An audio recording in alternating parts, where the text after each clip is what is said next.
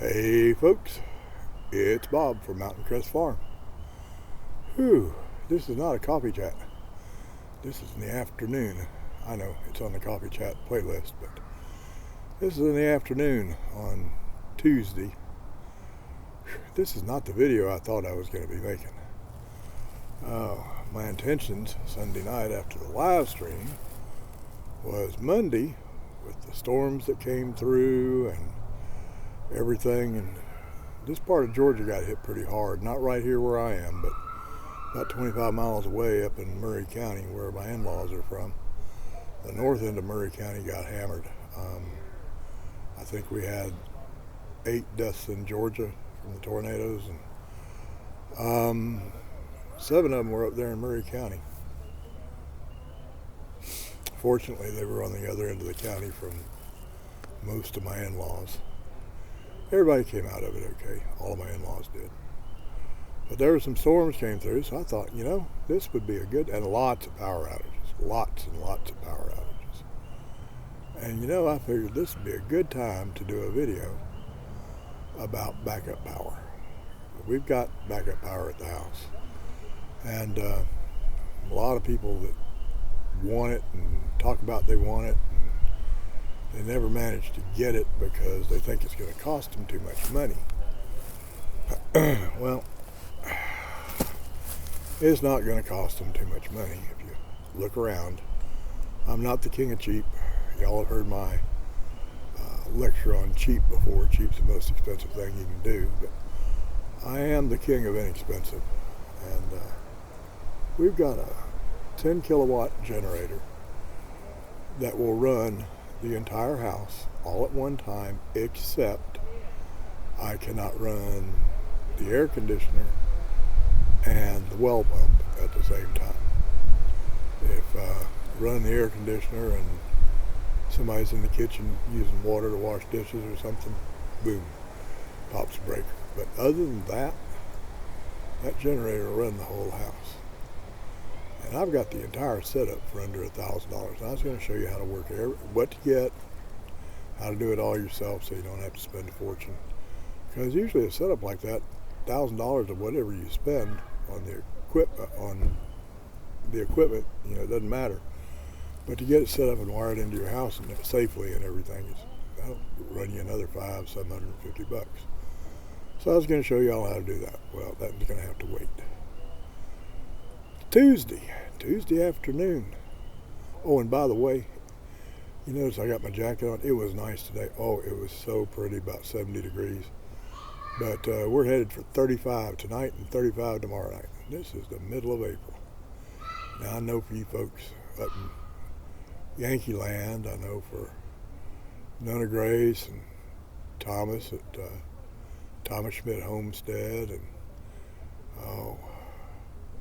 Prepstetter Bob, and my friends out in the northwest. That's not bad. Let me tell you something. For Georgia, mid-30s and mid-April is cold. And so I'm out here with my jacket on. But got an interesting phone. Well, it wasn't just. Let me back up. This week so far has been really different, shall I say? Yesterday, Monday morning, got up feeling great. Got a fair amount of stuff done around the place that needed doing. About 2 o'clock in the afternoon, I got to where I didn't feel so hot. I've got a lump that's developed in my upper right abdomen. And you folks that have been following the channel know about the issues in that area. And there was some pain associated with it. Not much, just the fact there was a lump or a knot or whatever you want to call it there concerned me. And my head I started having some disorientation issues. We had gone to town, and on the way back from town, now I've lived here 18 years. And on the way back from town, suddenly I didn't know where we were or where we were going. I knew who I was. I knew who Cindy was, my wife. And but I didn't have a clue where we were going. I didn't even recognize the road that we were on. And it's the road we are always on when we go back and forth to town. And that kind of concerned me a little bit. So got home, laid down, took a nap, hoping it would get better. And really didn't. And so yesterday, about 4 o'clock, I told Cindy that we needed to make a trip to the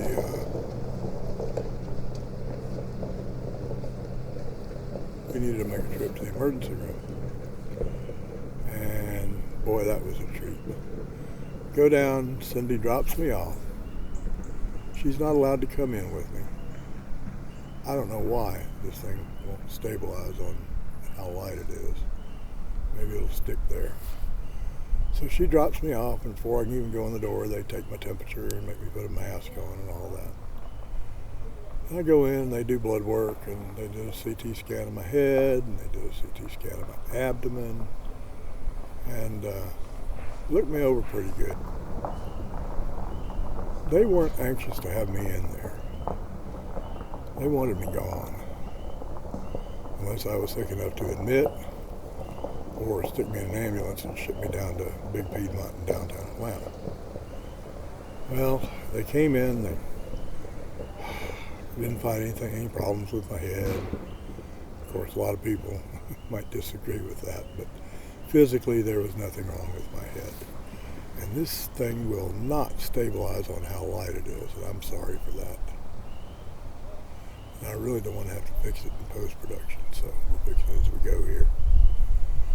But as for the abdomen, yeah, they palpated the knot. They could tell there was a knot there. And CT, they said, didn't show anything. Didn't show what it was or anything. So they sent me home. And this morning about 8:30, the phone rang. And it was my surgeon's PA, physician's assistant. Melissa's such a sweet gal. I love her to death. And she said, Bob, we're going to move you up. We're working on getting permission from the hospital to go ahead and do your surgery. They're not opening the hospital back up for surgeries. They've been doing emergency surgeries and urgent surgeries, but they haven't been doing anything that could wait. And as y'all know, mine had been determined that I could wait. And matter of fact, my next CT was supposed to be the 27th of this month, and then schedule surgery sometime after that in May. But she called me this morning. She said, we're working on getting permission from the hospital to go ahead and do your surgery. We'll know for sure this afternoon, but as of right now, we've got you scheduled for next Monday. Whew. Go from wait, which I hated, to 6 days. And she didn't tell me exactly why. And I was a little bit in shock, and I didn't ask her. I will be asking her tomorrow. I'd like to know what they saw in that CT scan, because I've got the report on the CT scan, and it doesn't show a whole lot. Or it doesn't say a whole lot. I don't have the actual CT scan because the hospital's CD burner was broken yesterday, and they couldn't give me a disc like they normally do, so I couldn't see it, but I saw the report that was written up, and really isn't that remarkable. Biggest thing in there that I'm thinking is what's got them wanting to go ahead. I've always had, if something is normal, it's called patent, like a patent aortic artery. That means that artery looks fine. It doesn't look like anything's wrong with it. And in the past, my MRIs and CTs on when you're talking about lymph nodes have always said lymph nodes appeared patent. And they didn't say they looked bad, or it didn't say it looked like they had a growth in them. But it didn't say they looked patent. It didn't give the standard report. It said that so it gave measurements on several of them. Never done that before. Could have been a different radiologist. But I think that changes in my lymph nodes has what got my surgeon to decide that I can't wait any longer. So they're going to open me up next Monday, the 20th. And y'all know about the PVE, the portal vein embolization, and they're also, when they look at the CT scan, they didn't tell me this morning, but part of looking at that CT scan is to see how much the FLR, future liver remnant, the part they're going to leave in there, see how much it's grown since they did the PVE 6 or 8 weeks ago, and see if they're going to have to do the ALPS procedure where they cut me open, do part of the liver resection, sew me back up, leave me in the hospital, wait 10 days, go in and finish the resection. Give that future liver remnant time to grow a little bit more. What else? I guess that's about it for right now. I don't have any other news for you. I knew y'all have become friends.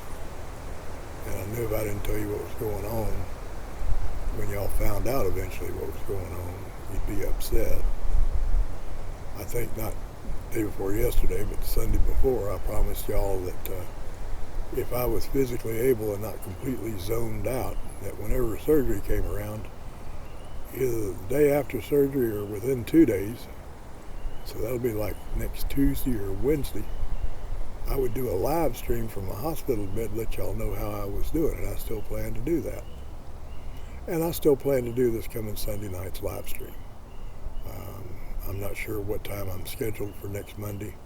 It was like last time, we had to be down there. It's an hour and a half to get from here to there, and we had to be down there at 6 o'clock in the morning, so it'll be an early day. But it won't bother me because I get to sleep all the time. I'll be asleep most of the day because it's long surgery, about 6-hour surgery. One thing about it bothers me. Y'all know I don't worry about the surgery. Whatever happens is going to be what God thinks should happen, and I'm good with that. But the hospital's still locked down because of coronavirus. And that means my wife will have to drop me off at the emergency room door and go home. And she won't be able to come visit me, which is okay. It'll be tougher on her than it is on me. I'll miss having visitors, but I plan on taking plenty of camera equipment and my laptop and get a lot of YouTube work done, maybe get a little bit of video editing done, although I hate editing on the laptop. And y'all might see a whole bunch of videos from the hospital next week. I don't know.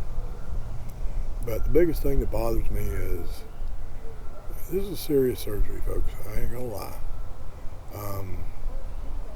It's a real serious surgery. It's a dangerous surgery.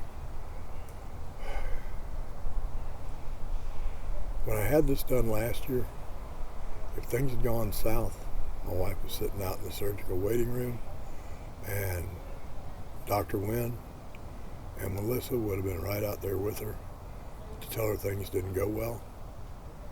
And this time she's going to get a phone call or a text if things don't go well. She's going to be sitting at home, or for all I know, she'll sit down there in the parking deck, worrying, sit down there at Piedmont in Atlanta at the parking deck the whole time, wondering what's going on. If things don't go well, I really hate that she's just going to be somewhere and get a lousy phone call or a text. That would suck. There's nothing I can do about that. Unless this coronavirus stuff lets go, everything eases up in the next week, then maybe she can be in there. Maybe I can have one visitor and she'd be in there. But I just don't like the idea that she's going to drop me off and drive off and be by herself whenever she gets whatever news comes out of that operating room. So I want y'all to keep her in your prayers. To give her strength, and she knows very, very well about God's hand being in all this. But just prayers to reinforce that. And keep me in your prayers. I'd appreciate that too. I'm not even going to ask for thumbs up because this is a downer video. This is a major league downer video. I'm not going to ask for any thumbs up. I will say, if you look around the rest of my channel, if you're a newbie and hadn't seen anything I've done, you look around the rest of my channel and see some of the homesteading stuff and stuff about pigs and all that sort of thing, and you think you like the channel, hit the subscribe button down there. I'm planning on being around for a long time, doing a lot of videos. I got about 200 videos, and I'd like to have about 2,000 on this channel before I get tired of it, or more. If you like the channel, hit that subscribe button. And like I always tell y'all, same thing I always tell y'all, the newbies, this will be your first time you hear this, but it sure won't be the last if you come back, because the regulars get it every time they see one of my videos. Have an absolutely awesome day. I know I don't sound like it. Physically, I don't feel super great, but between my ears, today's been an awesome day. And awesome days are a piece of cake. They're not easy, but they are super, super simple. Just remember, and here we are the week after Easter, so this should be right in the front of your mind. Always remember, the tomb was empty, and he is alive. Now, go have that awesome day, and I'll see y'all later on this week, all right?